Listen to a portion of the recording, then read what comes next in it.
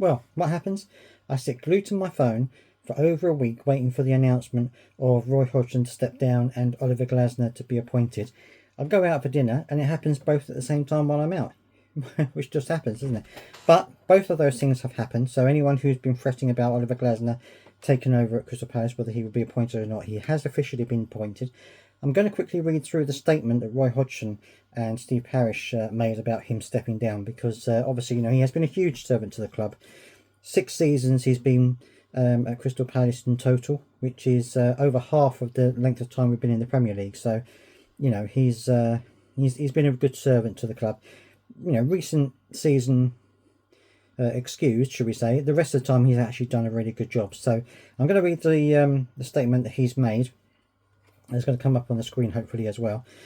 He said, "This club is very special and means so much to me and has played a big part in my footballing life. I have fully enjoyed my time here across 6 seasons and it has given me the chance to work with top class players and staff doing what I love every day. However, I understand, given the recent circumstances, it may be prudent at this time for the club to plan ahead, and therefore I have taken the decision to step aside so that the club can bring forward their plans for a new manager as intended for the summer.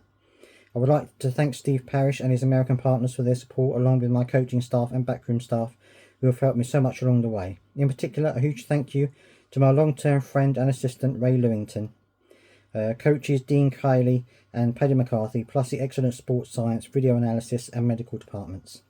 My thanks and respect also go to the current squad of players who have been a pleasure to work with. They are a credit to the club and themselves. I am certain that our fans will continue to give their full support to the team for the remainder of the season and beyond. I am confident that the season will finish well, and I wish the team every success in the weeks, months and seasons to come." In response, Steve Parish said, "Roy has a special place in the Crystal Palace history and this will never be forgotten. After 4 years in which he led the club to maintaining Premier League status season after season, he once again joined us nearly a year ago to steady the ship and worked wonders. He then agreed to continue in the summer speaks volumes about his commitment to our club. Quite simply, we owe our continued Premier League status to Roy. I would like to thank Roy enormously for his service and wish him the very best in the future. It's fair to say that Roy has the keys to Selhurst Park and will always be welcome back. On a personal note, I would like to thank Roy for his support and professionalism and his friendship. He has been a manager for half of the time that we've been in the Premier League. I've enjoyed working with him and learning from him immensely. The club can now confirm that Roy is out of hospital and doing well." And Paddy McCarthy and Ray Lewington are going to be taking charge of the team for the game against Everton. So, that's going to be settled by them as well. So that was the first announcement, which came out recently. And then, about an hour and a half later, the announcement came out officially from the club that Oliver Glasner was going to be joining the club. A club legend as a player and as a manager, the Camp Nou conqueror, Bayern Munich beater and European champion with another club nicknamed the Eagles, is time to meet Crystal Palace's new manager, Oliver Glasner.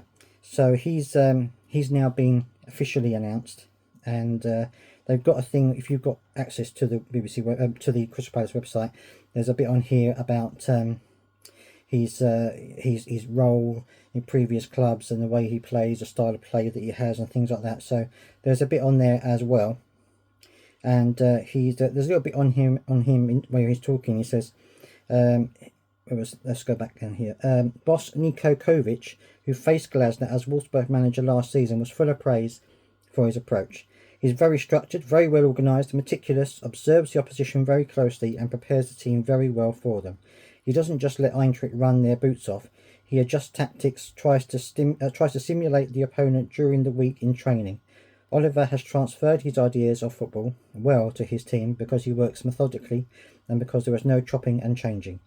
It's a method that has turned players into stars at Wolfsburg. Wout Weghorst scored 45 goals in 84 games while under Glasner. Randall Kolo Muani transformed into one of the continent's best centre forwards, finishing as a World Cup runner-up and moving to Paris Saint-Germain for close to 100 million. With a young squad at Crystal Palace, who knows what Glasner's methods could do to lead his newly adopted Eagles to success. So he's a very tactical person. He enjoys tactics. He enjoys looking at the opposition, and I think that we've got a squad close to what he wants. I don't think we've got everything that he wants in a squad. I really don't. And I think that in the summer we're going to see a difference. We're going to see players leaving and we're going to see players coming in. Now apparently there is going to be money for players to come in, but I think we're probably going to have to sell to buy as well. So I wouldn't be surprised if we don't lose a couple of players in the summer. I know that Anderson and Gahey haven't signed new contracts yet, but once they see Oliver Glasner and what he's trying to do and the methods he's trying to adopt, we may find some of those players deciding to sign on again and wanting to continue their journey with the club. Well, we hope so anyway. But even if they don't, I think that Oliver Glasner and Dougie Freedman and Steve Parish, those three people will be able to find players that he will want to have in the club and who will do well for him. So, I've got all my fingers crossed. I'm not expecting big things from the Everton game because obviously he's not had any input in that. Paddy and Ray are going to do their best. I really hope the players pull one out for Roy. I really hope they do. And we'll have to wait and see what happens after that. Well, at least it's happened. At least it's official.